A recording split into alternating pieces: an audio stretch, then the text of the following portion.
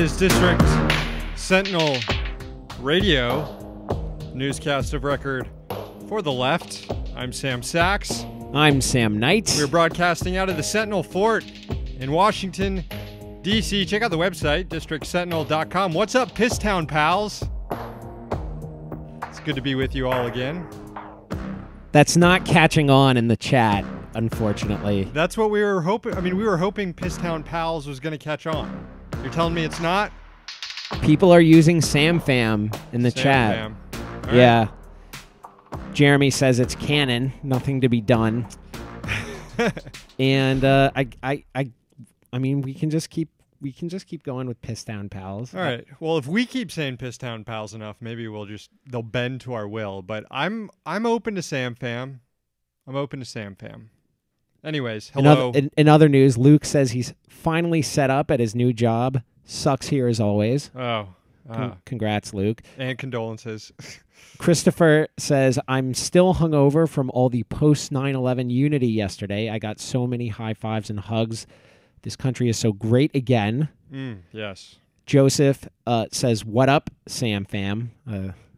I guess that's as to the discussion earlier about Sam Fam. So, and I guess that is all for now from the chat.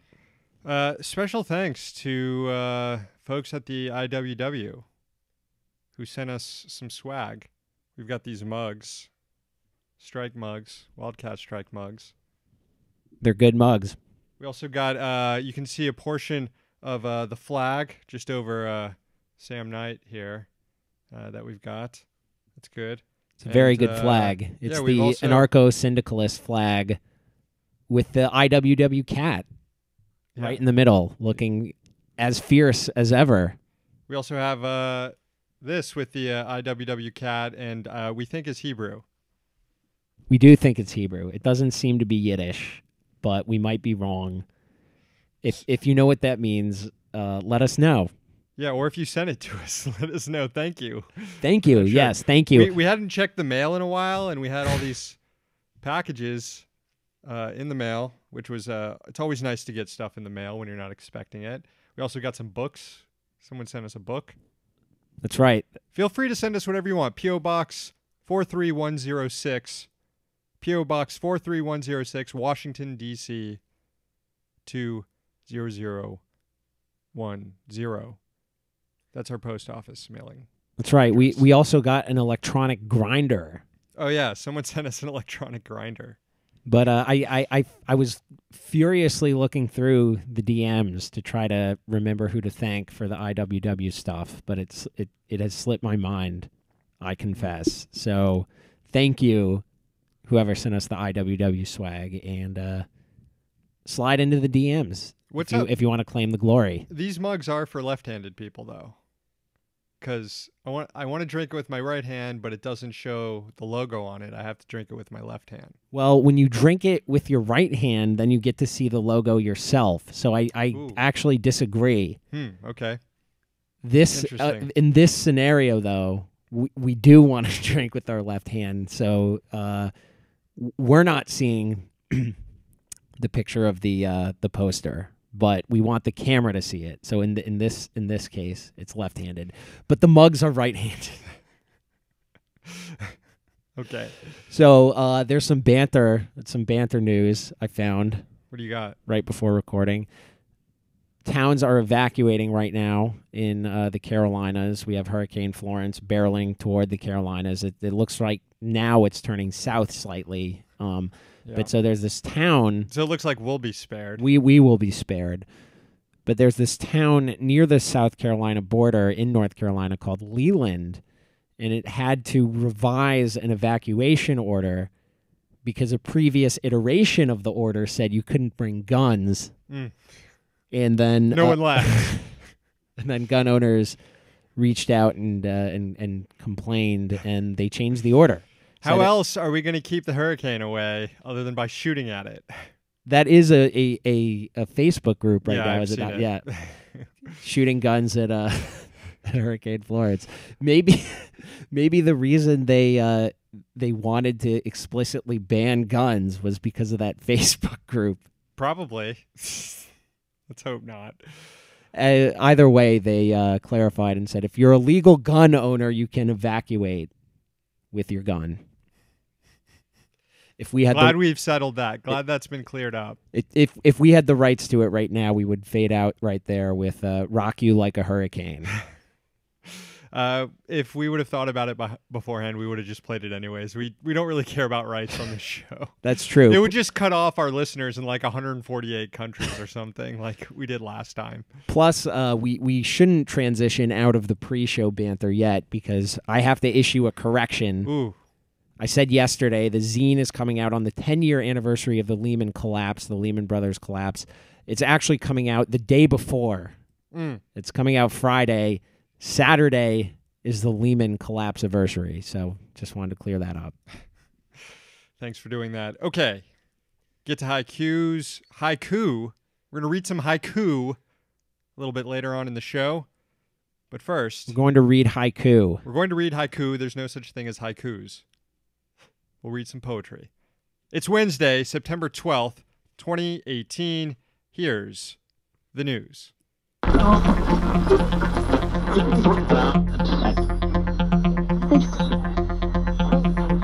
The Census Bureau released data today showing the average American is making more income than ever, or put differently, the average American is finally making more than they did in 1999.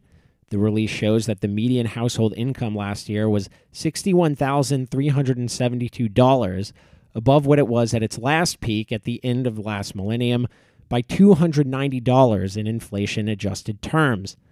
In heralding the news, Bureau officials cautioned against extrapolating too much. A few years ago, they noted, survey questions changed, making it difficult to compare data from before and after 2013. Also something ominous that the Bureau didn't explicitly note, nor should it be expected to really, the previous peaks came right before stock market crashes. The high in 1999 came right before the dot-com bubble burst, and the second previous high in 2007 came just right before the Great Recession. That is a bit ominous. Indeed it is. In not unrelated news, a Democratic member of the Fed Board of Governors gave a speech today in Detroit.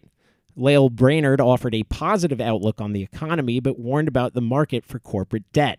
Quote, rising risks are notable in the corporate sector, where low spreads and loosening credit terms are mirrored by rising indebtedness among corporations. Brainerd remarked that debt levels could leave companies vulnerable to downgrades in the event of unexpected adverse developments. She also said a Fed survey on lending practices, quote, suggests that underwriting standards for leveraged loans may be declining to levels not seen since 2005. That was around the time that Wall Street was signing off on giving mortgages to houseplants. Remember that FEMA detention camp thing that cranks were always scared of? Remember Yes. that? Yeah, I remember that too. Well, I could go down a Wikipedia hole or a Reddit hole for days, probably, just reading about those cranks. Yeah, well, they do actually exist, only they were built by ICE with FEMA's money. Senator Jeff Merkley released documents on Tuesday night showing that the Trump administration transferred roughly $10 million from its FEMA budget to ICE in order to build more detention centers along the southern border. The FEMA money was supposed to be used for training, for travel, for public engagement, and for IT systems. The agency was already strapped for cash following last hurricane season and now appears to be limping toward this next hurricane season as Florence churns toward the East Coast. Other agencies within the Department of Homeland Security, including the TSA and the Coast Guard, also had money siphoned from their budgets into ICE coffers to build detention camps. The Coast Guard being forced to defer airplane maintenance in order for ICE to build these detention centers. That's a bit scary of a thought. According to the budget documents, ICE must have sufficient detention bed capacity to detain illegal aliens when necessary, as it enforces the nation's immigration laws as fairly and effectively as possible, while still referring to people as aliens, a slur. Love the idea, though, that one of the most retrograde fascist agencies in the U.S., ICE, acts like a giant fucking octopus with its tentacles wrapped around all these other agencies, just dipping into all their budgets. This is why we need to abolish all of DHS. Yeah, the creepiest sounding department name in the country. Its worst element will obviously just siphon off the resources of the rest. It must be stopped. Yeah. All right, folks. You know what that means. Time for a break. A little haiku break for all our new subscribers out there. I'll start. You will. You wrote the first one. This one's for Jamie B. What did happen to Jodie Foster's character in the film Contact? Thank you, Jamie B. Well, never mind. This is for Maria. Cats tend to like yarn. They also tend to like string. Which do they prefer? Thank you, Maria. Just can't know. This one's for Tom. Always hear about that guy Johnny Appleseed. Probably fake news. Thank you, Tom. This is for Andrew. Brazil election. A new far-right dick might win. 2018 blows. Thank you, Andrew. This is for Tad. Florence incoming. Better hunker down for storm. Weather malfunction. Thank you, Tad. Finally, this is for Seth. Storms are getting worse. Yell at oil lobbyists, then send them to sea. Thank you, Seth. Thanks to all the new subscribers on the old Patreon. If you haven't heard your haiku yet, keep listening. I promise. It'll come. The Federal Communications Commission is pausing its review of the proposed merger between T-Mobile and Sprint. In a letter to both companies released yesterday, FCC officials said they needed more time in light of new developments. For one, the company submitted a new network engineering model last week. The FCC said it was significantly larger and more complex. Also, the agency said it lacks information about T-Mobile's financial and economic plans to support the new model. The 180-day review will continue when the information is submitted. T-Mobile and Sprint are the third and fourth largest cell phone providers in the country. According to Fierce Wireless, the two companies combined have about 127 million subscribers. That would still make a post-merger T-Mobile smaller than Verizon and AT&T.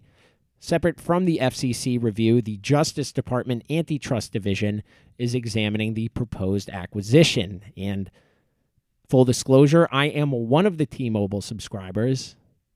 I really want this merger to fail. I only see it making my phone bill go up. Actually, some dipshit with a bow tie said online that it will lead to lower prices and more choices.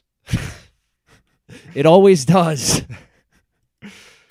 Finally, today, assuming that the hurricane doesn't keep lawmakers away from Washington, D.C., the House Natural Resources Committee is expected to take up legislation this week to address our deteriorating national parks and public lands.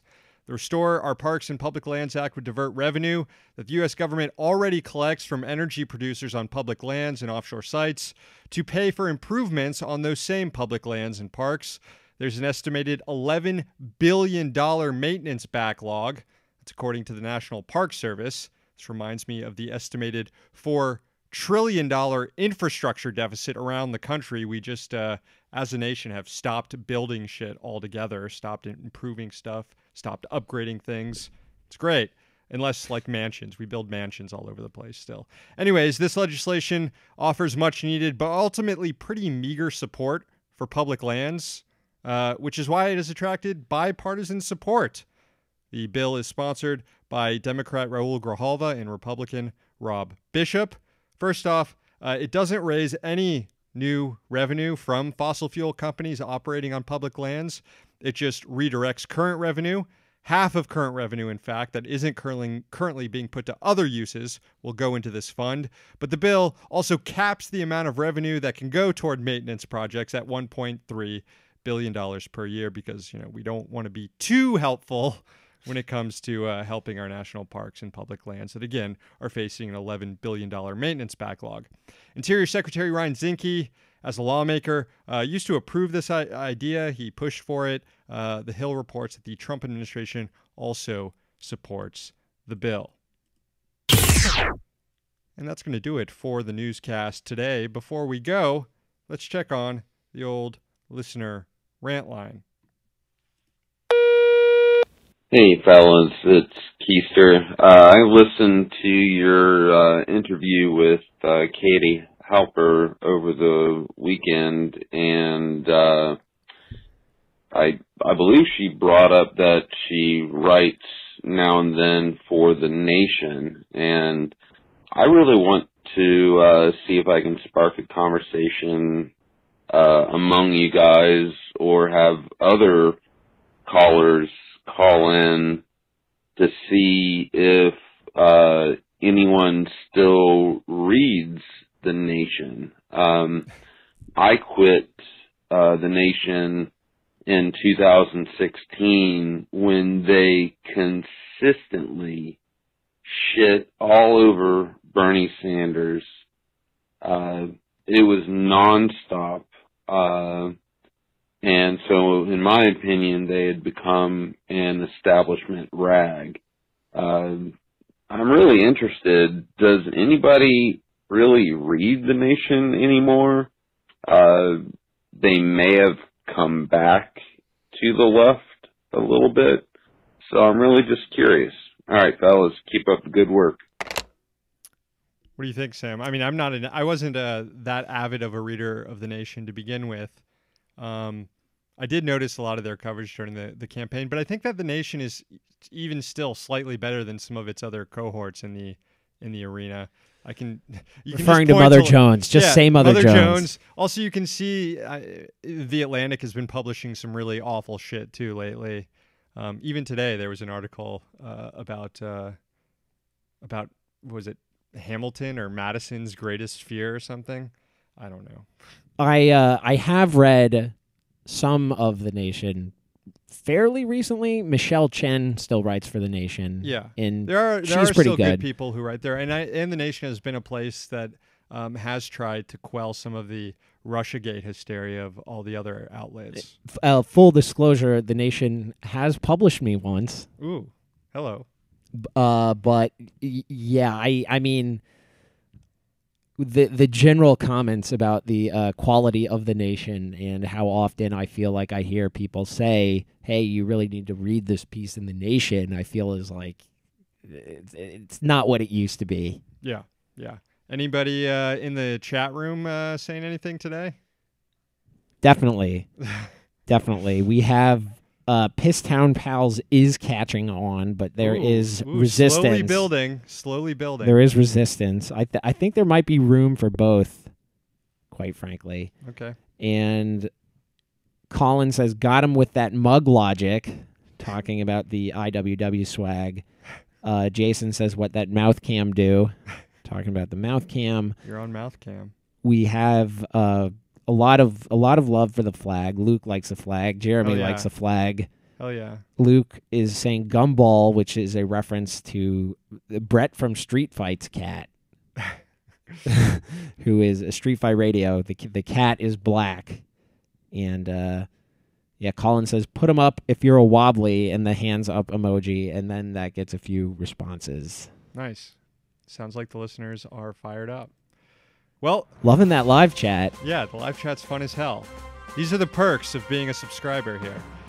Thank you again for helping this co-op stay afloat by subscribing, helping us do this show. Call the rant line 202-684-6108.